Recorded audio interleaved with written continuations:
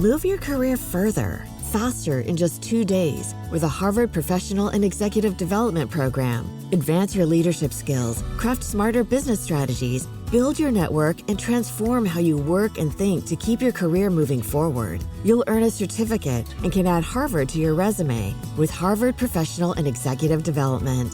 Learn more at professional.dce.harvard.edu/Spotify. My dad works in B2B marketing. He came by my school for career day and said he was a big ROAS man. Then he told everyone how much he loved calculating his return on ad spend. My friends still laugh at me to this day. Not everyone gets B2B, but with LinkedIn, you'll be able to reach people who do. Get a $100 credit on your next ad campaign. Go to linkedin.com/campaign to claim your credit. That's linkedin.com/campaign. Terms and conditions apply. LinkedIn, the place to be, to be. Ryan Reynolds here for, I guess, my 100th Mint commercial. No, don't. I mean, honestly, when I started this, I thought I only have to do like 4 of these. I mean, it's unlimited premium wireless for $15 a month. How are there still people paying 2 or 3 times that much? I'm sorry, I shouldn't be victim blaming here. Give it a try at mintmobile.com/switch. Whenever you're ready. $45 upfront payment equivalent to $15 per month. New customers on first 3-month plan only. Taxes and fees extra. Speed slower above 40 gigabytes. See details.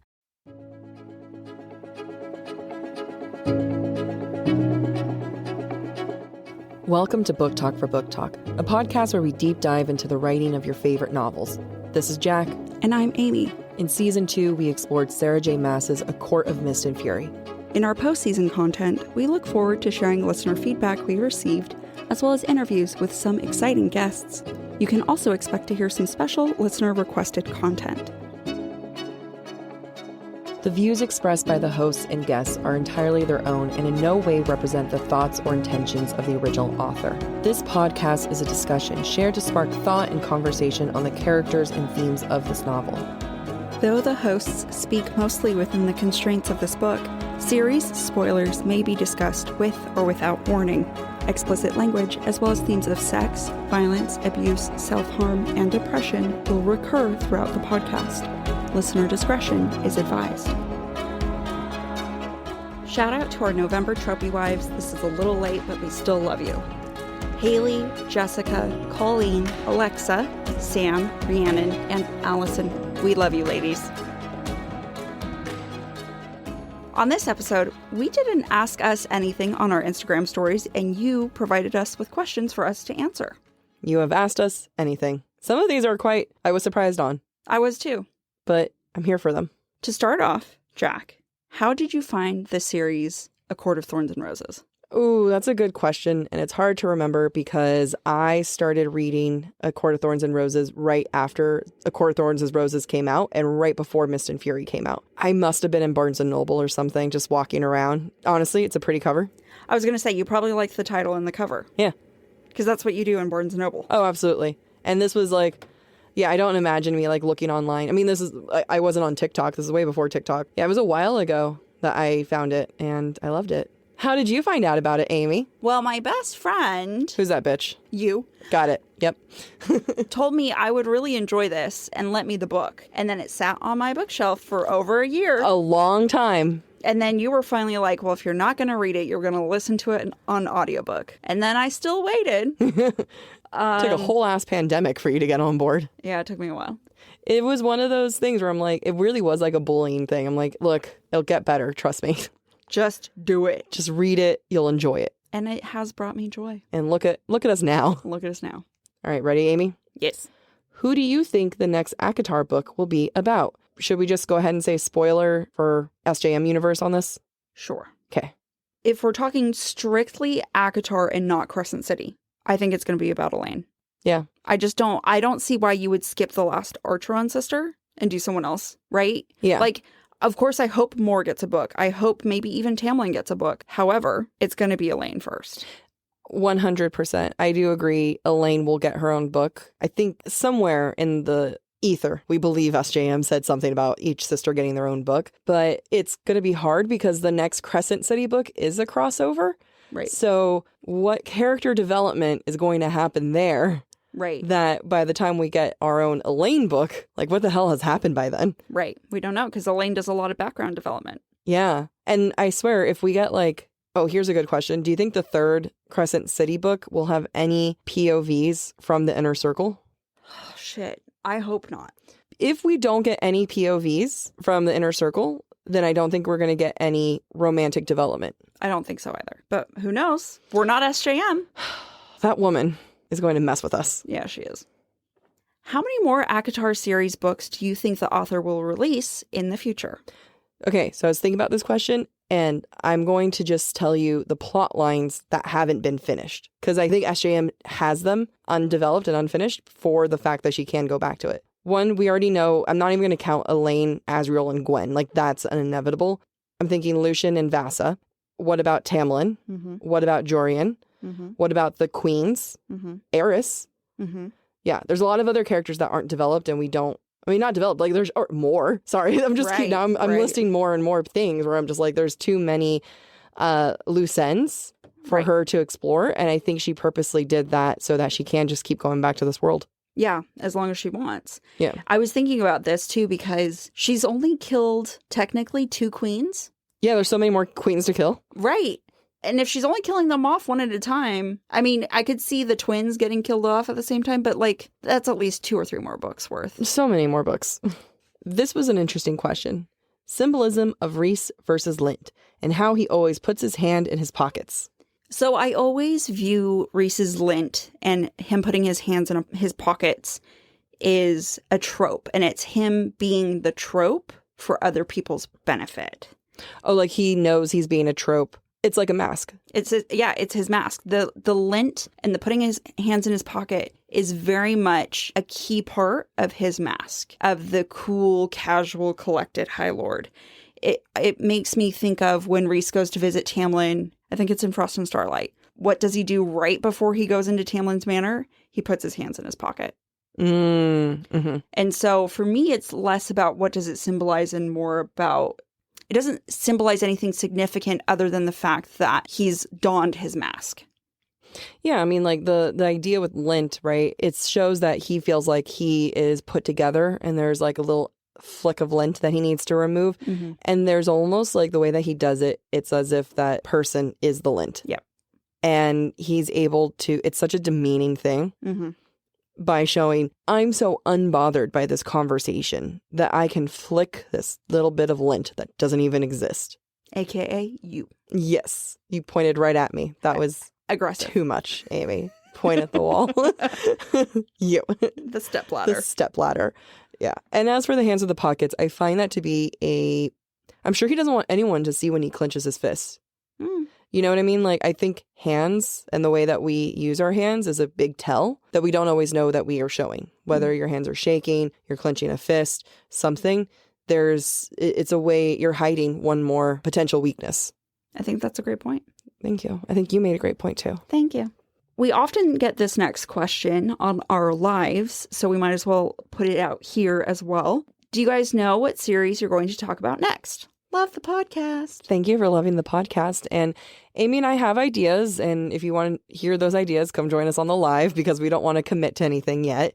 We do know that it's important to us to support diverse female fantasy authors. I think for the next round, we definitely want to stick within the romantic fantasy world, but we also want to ensure that we believe in the book. So we need to read the book that we're thinking of before we tell you, because we don't want to tell you what it is and then we end up not doing it, because then you'll know. Then you'll know what we think. Yeah.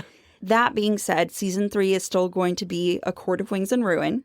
Mm-hmm. But after that, season 4 will be a different series, not yet named. We will make sure to give everyone advance notice so that you can read and be prepared. And don't worry, we will come back to the ACOTAR, SJM, maybe even Crescent City and Throne of Glass world, but that'll be farther down the line. As we keep telling everyone, make this our full-time job and we will do Throne of Glass. So, Jack, this question is definitely for you and not for me. What are your spiciest book recommendations? You say that as if you haven't read anything spicy. I just haven't recently. I've been on this weird journey of spicy book recommendations. It started as an escape earlier this year, and it's just been, I'm now a connoisseur, really, of it. And I have so many. One, I think we should all be open to fan fiction. I think people need to be open to it because some of the best, spiciest scenes are part of fan fiction. Yeah, I agree. If fan fiction's included, I have a recommendation. Yeah, no, fan fiction's included. I will say From Wilshire with Love, that's a Draco Hermione fan fiction. I've also been reading a mob series called like the 5 Points Mob Collection. And the first book isn't the most spicy. It gets better as the series goes on, particularly book 4 and 5. And then it has like an offshoot with the Valentini family, which is also really good. And then the Black Dagger Brotherhood, which I'm also rereading those. And again, like spicy series, the first book is always a lot more tame. And then by the third or fourth book, I'm getting pages and pages. And that's what I want. And then this next one, I saw it on TikTok and people said, hey, I read this ironically. And then it turned out to be pretty fun. Same thing, I started to read it ironically, and it turned out to be pretty fun, was The Dragon's Bride. And she's going to make me read it. I'm so excited for this. All right, what are your spicy recs? The only one I can remember the title of off the top of my head is a Kylo Ren Rey fanfiction. Mm-hmm. It's an epic. Like, truly, the number of words is multiple novels long that you would normally publish. Yep. It's a slow burn, but it's got some real good smut in there.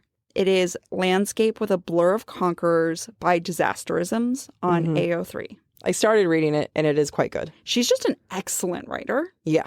I would almost equate her to SJM in terms of interwoven storylines and character development. Okay. I always thought about it. I'm like, what if one season, maybe not a season, but like a, I don't know, Patreon or something. We did a fanfic. We did a fanfic. That would be fun. That'll be when we have when this is our full-time job. Yeah. That would be a lot of work. A lot of work. Do you prefer audio or physical books? I guess it depends on what the goal is. Mm-hmm. I always prefer physical books because I love books. I like audiobooks so that I can multitask. Yep. Because I don't have enough time in my life to actually read a book most of the time. Mm-hmm. So audiobooks are nice because I can listen to them while I'm commuting, while I'm cleaning, but I don't get as much out of them as I do physical books. Yeah. I have like a hierarchy of books. Okay. Physical books will always be the thing that I'm most excited for and like the most. So when the next Crescent City book comes out or if the next ACOTAR, like I always get the physical book of those. Yeah. Sometimes I'll listen to the audiobook and when I like it so much, I'll go back and buy the book. Yeah. Audiobooks are also kind of like you want to power through it because you're going to go through it really quickly. And I also have my Kindle now, which has been my best purchase I've made this entire year. And that is one where it's like, I don't need to keep this book. It's okay if it's part of my Kindle Unlimited. I'll burn through it. That's fine. So there's definitely a hierarchy. Nice. When reading a book, what are you most critical about? AKA plot, characters, prose, spice, etc. I would say space and time. And what I mean by that is where are they located? Where have they traveled to? How long has it taken them to get there? And I think that in really good writing, without having to like really notice that they move from sitting down in one room, they take the conversation, they're now in the kitchen, and you get a really clear visual. I always notice when I'm reading something and then I'm kind of jarred out of the scene where I'm just like, what, how did you get here? And I don't speed read. So it just like, I'm very aware of that. For me, I think that's like the easiest thing that takes me out of a book. Yeah. Mine is a combination of plot, characters, and prose. The prose has to be of a certain level for me to even begin to read it. If it doesn't reach a... Wow. No, but it's true. It's true. Like, I went from a very poetic book to Thorns and Roses the first time I tried to read Thorns and Roses, and I couldn't read Thorns and Roses. You have to be in the right mindset for certain levels of writing. Right. So for me, I have to be in the right mindset for the prose level. And there are certain prose levels I won't read at all. And then it's, for me, I love characters and character development. Like, characters need to be driving the plot at all times. Yeah. Who they are, how their minds work, what decisions they're making. Yes. So you can have a fun plot, but if the characters never develop or if they're very two-dimensional, it's going to be a book to me. Yeah, I think the ones like when to go off of that, let me know if I'm just jumping on what you're saying, but the characters that are constantly angry. Yeah. That's a big I'm out. Yeah. Because then they're just one level. You've just got one emotion for them, and that's constant anger. Right. Like that was Order of the Phoenix for me in Harry Potter. We'll agree to disagree because I think that was a great book. No. I think it was a great book. And I think, I think his character is warranted, but it felt like it was the whole book. That's fair. To me, I'm like, it was a great book, great representation of PTSD. But yeah, no, it's like where it's just like one level of emotion the entire time. Yeah. And that's why a lot of people did struggle with it. Also, like crappy representation of people. Yeah. That's a really hard one. To me, it's just kind of like, oh, of course, you had to kill off the Black female character for this other character to develop. Like, right. It's just kind of like, wow, like that was really crappy of you. Like just like people trying, I don't know what they're trying to do. They're trying to piss me off is what they're trying to do. Another thing that is difficult for me to read is when all the characters have the same personality and the same senses of humor. Mm-hmm. That's not how everybody is. Like, if you bring a group of friends into a room, they're all different. They have their own flavor. And so I guess this goes back to character. Like, I need a variety of characters. Yep. There's a lot of things that can take us out. And I read trash. Like, I read trash. Mm-hmm. So when I stop reading a book... That's saying something. It's saying something. Because I can, like, totally just get on board and be like, this is a dumb read and I'm just here for it. And then there's so there's one particular book series that people ask us about and I say that we won't cover it because I don't like the writing. And that was one where it just got me so frustrated that I could not read it. I couldn't read it. There'd be so many points where the main character is like suddenly like in book 2, she's talking about a skill that she has that she didn't have in book 1. And it's like, but I had a brother. And I'm like, you only never mentioned that you picked this up before. Like, you didn't drop enough clues for this. Right. It was just convenient. Yeah, I hate convenience. And there's a difference between, like, convenience that every author does versus, like, convenience of lazy writing. Right. You didn't do the groundwork for this. Mm-hmm. Fall has officially started here in Los Angeles, and that means we finally get to do fall activities. I have been counting down the days for when I can go to pumpkin patches, maybe even hit up an apple orchard, and I get to do all of it looking super cute in my Quince boyfriend sweater. This weather is perfect for my dark academia vibes, and I'm so excited to bust out my washable silk blouse because I'm going to be taking pictures. Quince is known for their Mongolian cashmere sweaters from $50. And that's not all. Quince has so many other amazing things on their website. All of those items are priced 50 to 80% less than similar brands. That includes leather jackets, cotton cardigans, soft denim. Like, my entire fall wardrobe is genuinely turning into Quince wardrobe. By partnering directly with top factories and cutting out the cost of the middleman, we get savings as the customer. One of my favorite parts about Quince is the fact that they only work with factories that use safe, ethical, and responsible manufacturing practices. And they still manage to get premium fabrics and finishes for that, luxury feeling for every item that they have. Get cozy in Quince's high-quality wardrobe essentials. Go to quince.com/booktalk for free shipping on your order and 365-day returns.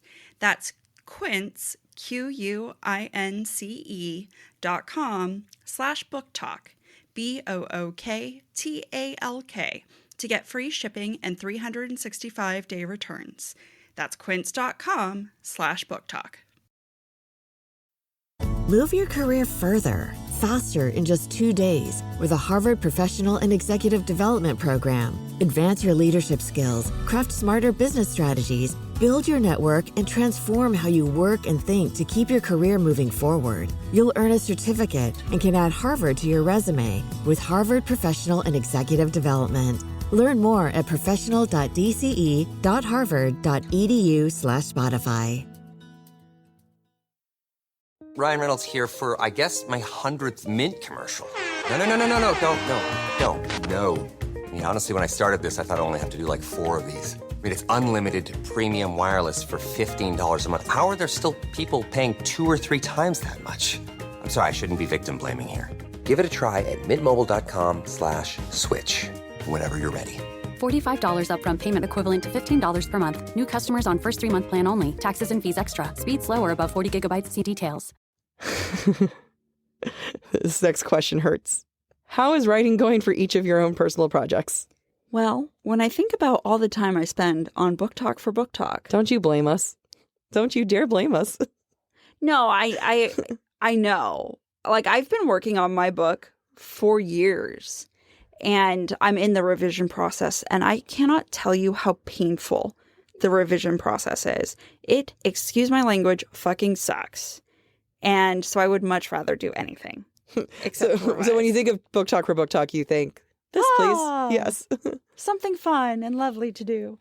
Amy's written her book. Like, yeah, it's there. I wrote my book. It has a lot of plot holes that I need to fix, and I was working on fixing them, and it's painful. That's how it's going. What was it? There was like one of our writing teachers. I can't remember if it was together or separate, but they were saying writing a book is 25% writing it, 75% revision. It's true. It's so annoying how true that is. Yeah. Randall sent me a Twitter post one time, and this is also true. And this is how I describe the revision process to everybody. Revising a book is like breaking all your bones and resetting them. And it's true. Mm-hmm. Like, that is how painful it is. And then you go back and you read something and you're just like, why was I so dumb? Like, I mean, for me, when I go back and read something, I'm just like, what was I thinking? Why did I do that? Yeah. I mean, it's hard because I can tell where I hit my momentum. And the last 5 chapters of my book, I freaking love. Mm-hmm. But it was the last thing I wrote. So obviously I was way better at writing than when I started the book. I get that. So I revised the last arc of the book because that was easier to do than the beginning. And I'm trying to revise the beginning right now, and it sucks. I am in the beginning stages of my series because I was pretty far in this other series I wrote. And then it ended up being like a lot of fairy stuff was coming out. Oh, yeah. So that's why I stopped it and I had to move away because it was also fairy. And I'm just like, when I started writing it after I first read Thorns and Roses. And it inspired, and I had a cool idea. It was not Thorns and Roses, but it was also fairy inspired. And then years have gone by and everyone's done a fairy thing. So I was like, well, that's done. Got to save it for be the start of the next fairy revival in 10 years or something. Basically, yeah, that's what it's going to be. But the one that I'm working on, I feel like is different enough-ish. Okay. You don't agree? No, I think it is different enough. I had to remember which one it was. Sorry. Yeah. I've done some good, I'm doing a lot of background and groundwork on this one because it's also a fantasy book. So there's just rules. There's just so many rules in fantasy. There's a lot of world building, and there's a lot of effort that goes into world building. And that's why it took me so long to get the first draft of my book done. Yeah, because we don't want to be in certain points with SJM ACOTAR World. We're but then how does this work without the rules? Right. And there are authors like SJM who don't need to express the rules, and then there are other fantasy authors who want to have the rules in place. I happen to be one of the ones who wants to have the rules in place, and I want my readers to understand the rules. And I happen to have friends who are like that, and so therefore I am forced to have rules in place as they read Don't blame me. No, I'm blaming you and Randall and Nicole. You guys just ask good questions, and I don't have answers.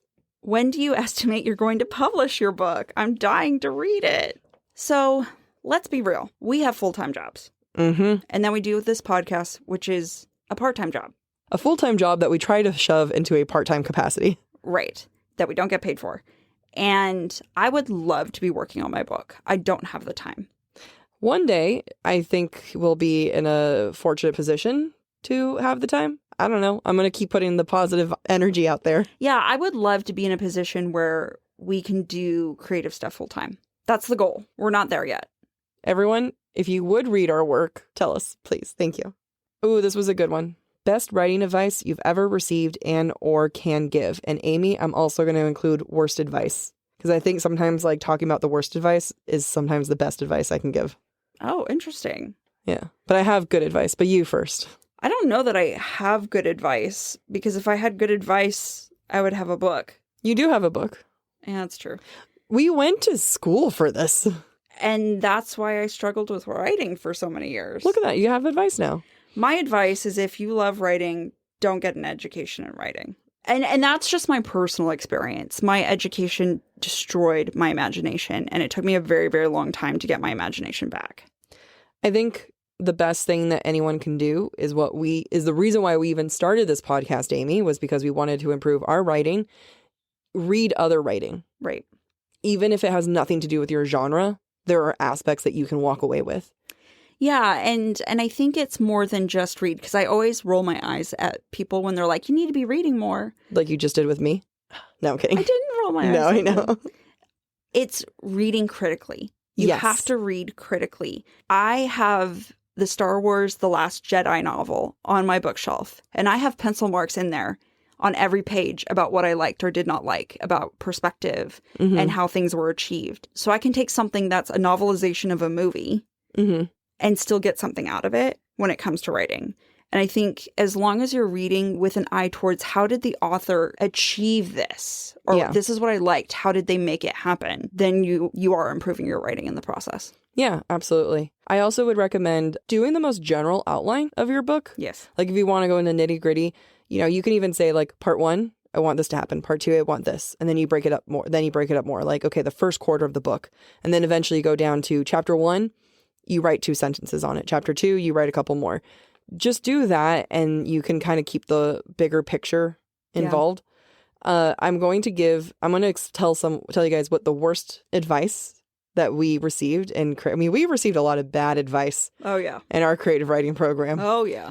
I tell Amy that there's one professor that both of us cannot stand, and he was the absolute worst. And one day I want to analyze his writing on here and then send it to him. Oh, my. We will never do that. We will not. We are not petty like that. But in my heart, I am. I think the last thing Wait, I didn't give my advice. Oh, sorry. Give your Damn. advice. So one thing, I think it was what he said was, no one cares about your dreams, so don't try to tell people about them. Do you remember that? Yeah, I do. I think that's the dumbest thing ever. Like, I see what he was trying to say is that, it's only interesting to us. But at the same time, no, it's not. Like, if you have a good idea, what's a dream if not an idea? Oh, I always interpreted what he said differently. Interesting. How did you interpret it? I interpreted it as don't put your dreams in your writing. No, he told everyone, he was like, his words were like, don't bother telling anyone else about your dreams because they're not interesting. No one wants to hear about what you dreamt last night. Well, yeah, exactly. No one wants to hear what you dreamt last night. Okay, but it's the same thing of so it's the same context of don't put what you're dreaming into your... Yeah. But then again, which comes back to, what is a dream if not an idea? Yeah, no, that's So fair. what am I supposed to do? Not put ideas into it? Some of our best story ideas have come from dreams. Yeah, no, I agree with you. I think that you can take a dream and make a story out of it. I always interpret it as don't write word for word a dream into your story. That's you're giving him too much credit. I probably am. You're giving him way too much credit, I probably honestly. am. You hated him more than I hated him. Yeah, I did. And you should too. Let's go back to it. Don't worry. I hated him afterwards because he... Oh, yeah, because of what he did? Yeah. Yeah. He he only addressed us by our sign, astrological sign, for a while. He wouldn't bother. There was only 16 of us in class. Yeah. Do we want to answer this question? We've said it before. It's true. How old are you? If by the time this episode comes out, I'll have probably recently turned 33. That's right. And the only reason why we know this already is because earlier in the season, I confused my age. Oh, yeah, that's true. I am also 33. But with a heart of 26, I don't know. I don't know. What heart do I have? I'm pretty often told 26 when I interact with people. I know it's for the maturity level on my part. I often tell people I have the body of an 84-year-old because everything's fucking broken. You're not wrong. I'm not. I hope people still listen to us. I hope so too. What do you do for work? I work at a law school, and I'm trying to decide how much more detail to give you. This is what I tell people. I'm the chief of staff to the dean of a law school, a top 20 law school, if I'm going to be honest. Let's all clap for Amy. Good job. I am a senior digital media manager for a cookie company. It's pretty funny how luckily both our jobs have helped in random ways for this. Yes, we brought skills from our jobs to this podcast. Mm-hmm. Coolest place you've been to? Are we thinking a place that I've enjoyed or that's actually cool? Yeah, that's where I'm struggling. So I think the most let's just say fun. Most fun place. Oh, I was going to say flabbergasted. Okay. Ooh. Okay. What's the most flabbergasted you've been? The most flabbergasting. The place I've been where I thought was just mind blowing was in Xi'an in China, is where the 1,000 terracotta soldiers are that were buried with the emperor. Mm-hmm. seeing that in real life, it's not real life. It's just insane. Wow. Okay, I'll go on a similar vibe. The catacombs in Paris. Oh yeah, that was creepy. I have to actively not think about that. I forgot we went together. I love that place so much. I've been multiple times and I just really like that place. You just keep going down and down and down and down, and it's cool, and like literally it's actually the coolest place. It was very chilled. It was very chill during the hottest summer France has seen in 100 years. I think it might have been hotter since then, but yeah, that summer we went, it was record breaking for sure. Yeah. But yeah, that was a really fun place. Or Ghent in Belgium. The place was pretty cool. I really enjoyed Ghent. What is your dream vacation? Easy. I want to do a tour of Japan. Oh yeah, that would be fun. Like I want a month in Japan and I just want to see it all. That would be a lot of fun. And then I also want to spend a couple weeks in Korea. There we go. When I was fit, my dream vacation was to go to Greece and rock climb cliffs that overhang the ocean and then just fall into the ocean. That seems dangerous and I don't like it for you. Because it makes me nervous for you. That used to be my dream. No. And then I'm scared for you now. And then I hurt my body and then I couldn't do it anymore. Thank God. I would stress out so much for you. I would not be a good partner, like a good friend on the side. Like I was about to say climbing partner. I'm not climbing. You're not shit. climbing. It'd be me in the corner being like, oh my God, Amy. Yeah, Lauren and I, before she got pregnant, we were planning a trip. Oh boy. Yeah, I miss those days. Look, I'm happy to go look at walls with you. Cliffs. What are some of your favorite restaurants? And we're going to say global here. Yeah, because we're both going to say the exact same one. Yeah, go ahead. I don't remember the name. It's in Paris. It's in Paris. It's off the river. You can see the river. It's this little mom and pop shop. It's just a gratin shop. It's not by it's not like by Notre Dame or It's down the road from it. Yeah, it's like pretty farther down the road, but it's such a long river. There's so many mom and pop shops, but like there was that one that was just really good. That one. It was so good. We found it by chance. Yeah. On Google Maps. My mouth is watering right now. Mm-hmm. I'm not even hungry, but it was so good. It was just so good. Like everywhere we ate in Paris was amazing. But that place was so good. Even Rome had some really great pizza. I don't know, the gelato place. Mm-hmm. I also would say the Indian restaurant in London. Oh, yeah, that was really, really good. That's my favorite place that has the chicken tikka masala. My other favorite restaurant of all time is a restaurant I grew up going to in Beijing near the Silk Market. We called it the Tree Restaurant as kids because it had a tree in the middle of the restaurant. Mm-hmm. But it's a very famous Sichuan restaurant in Beijing. The best Chinese food on the planet is there. And then, like, obviously sushi. I don't know if there's, like, one sushi place I adore. Like, Ippo sushi is pretty great, but I will eat sushi from anywhere. It's true. It's so true.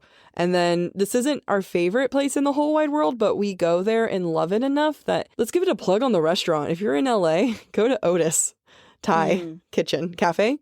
Otis Thai Kitchen. Otis Thai Kitchen on La Brea. It's very good. La Brea and Fountain. It is our favorite Asian fusion restaurant. Yeah, it's really good. And then kind of on that note, Amy, what is your favorite food? My favorite food on this entire planet is a Korean dish called tteokbokki. Ugh, yeah. The spicy rice cakes. Oh my God, we didn't even include our Korean restaurant in our favorite favorite restaurants to go to. Oh my. We also want to include that too. Gangho-dong Bakjeong in Koreatown on 6th Street and Kenmore is our favorite Korean barbecue place in LA. Yeah, it's really good. My favorite food is sushi and cheese. I can attest to that. And then, special shout out to breakfast and eggs, poached eggs. Props to you. I want to give a thanks to sourdough. My mother's cinnamon rolls. Yeah. I'm like accepting an award over here. I couldn't have done this without you. Ice cream. Always thinking about you, French fries. Thank you. Good night. God bless.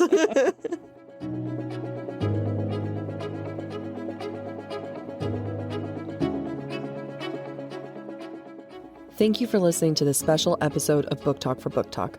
We encourage you to rate and subscribe to our show on your preferred podcast listening platform. As we gear up for Season 3, where we will deep dive into A Court of Wings and Ruin, we will continue to share between-season thoughts, interviews, and exclusive content. We would love to hear your thoughts based on today's conversation. You can submit your comments to our forum at booktalkforbooktalk.com for a chance to have your feedback discussed during a weekly mini episode. If you are enjoying the podcast, please visit our website, booktalkforbooktalk.com, to view our latest merch and learn about supporting the show through Patreon, Ko-Fi, or Venmo.